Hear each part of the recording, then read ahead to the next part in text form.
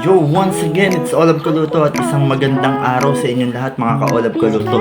So for today's video nga pala mga classmates, magluluto nga pala tayo ng ginisang munggo.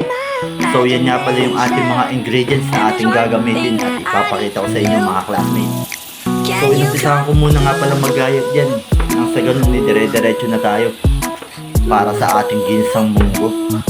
So yung hipon nga pala at yung galunggong, nakabili nga pala tayo sa paligid kahapon.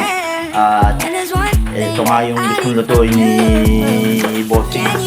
It's a good Friday para nga pala sa mga magmamahal na araw na lalapit. So yan mga classmates, at na-ready lang natin. So sa mga nagpapa-shoutout nga pala kay Milay Munares at kay Virgil Lopez at kay Parang Opi Barbacena, shoutout sa inyo. So yun na nga mga classmates, na-ready lang natin yung ating mga ingredients. Marami nga palang ginawa si Olab Kuluto ng mga nakaraang araw. So salamat nga pala sa mga nagpunta sa kay Olab Kuluto. So yun na nga mga classmates, yung ating mga ginayat na ingredients, yung ating mga sangkap. So umpisahan ko lang muna mag-prito ng galunggong mga ka-Olab, at mamaya ihimayin natin to. At yung matitirang prito na yan, iuulam na lang din nila. Nang sa ganun dire-diretso na lang din tayo. So bawal nga ang karne ngayon dahil Semana Santa at gusto nga nila. So pakukuluan ko lang muna din yung ating munggo. Sa ganun hindi ganong matigas. Sasangkot siya na lang natin to. At nakapagpakulo na nga pala tayo mga ka-Olab. At mag-uumpisa na tayong mag-gisa. So nag-add na ako ng cooking oil. Sa ganun dire-diretso na tayo mga ka-Olab. So shoutout din nga pala kay Ate Ami Dayaw na bumabati nga pala sa ating kahapon. So yan na nga mga classmates, at pinumpisahan lang natin yung ating sibuyas. Sa ganun lumabas na yung aroma. At shoutout din nga pala sa alaga kong si Kambal na nagalit na pala ngayon. So yan mga classmates, minix lang natin tong sibuyas at yung bawang. Sa ganun kapit na kapit yung amoy. Minix na natin yung ating ginayat na kamatis. Antayin lang natin ito na maluto at lumambot. Tatakpan ko lang muna ito mga classmates.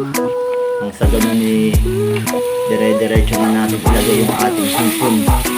Yung hipon nga pala natin dyan mga classmates, masyadong malaki. Kumbaga hinati ko na lang sa tatlo. Mamaya isasangkot siya na natin yun.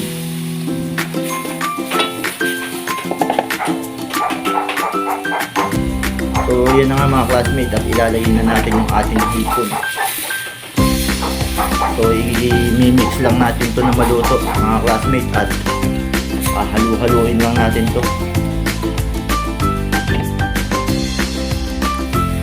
So shoutout din nga pala kay Erwin Hernandez at kay Eljan Benedictus na nakasubaybay kay Olab Kuluto. At shoutout din nga pala kay Kabel Ariel, shoutout sa'yo. At kay Otap Bato na lagi nakasubaybay sa atin. So thank you din nga pala sa pag-share ng ating mga video, lalo na sa Family Fernando at sa Family Villaperte na lagi nakasubaybay. So yun na nga mga classmates, at naglagay na tayo ng konting tubig at nilagay na rin natin yung ating Knorr cubes. So tinimplahan na nga pala natin ito mga classmates. Mamaya ilalagay na natin yung ating munggo. So yun na nga mga classmates, at nilagay na natin yung ating pinalambutan ng munggo. Nang sa ganun ipagpulo nito, pwede na natin i-serve. So nag-add lang nga tayo ng konting tubig kasi mamaya sisip-sipin lalo niya ng ating water. At mamaya ilalagay na natin yung ating gulay dyan. So inuna ko na muna pala ilagay yung ating dahon ng malunggay. So mas lalong sasarap lalo ito dahil ito yung talagang purpose ng pagluluto ng munggo. So at ilalagay ko na yung dahon naman ng ampalaya. So So yung pechay dyan mga classmate, ano lang yan, option lang natin yan. Pero nasa sa inyo pa rin kung maglalagay kayo o hindi. Pero para sa akin kasi nakita ko lang sa rep, sayang naman kung malalanta lang. So nag-add na ako ng sa mix, yung ating magic syrup. So ito na ang ating munggo recipe. Ang ating pinagisang munggo bossing. So ito na mga classmates, kainan tayo na. So Joshua Cruz, ano pa? So thank you for watching mga ka-Olap Kaluto. Maraming salamat. Thanks for watching and subscribe. Bye bye.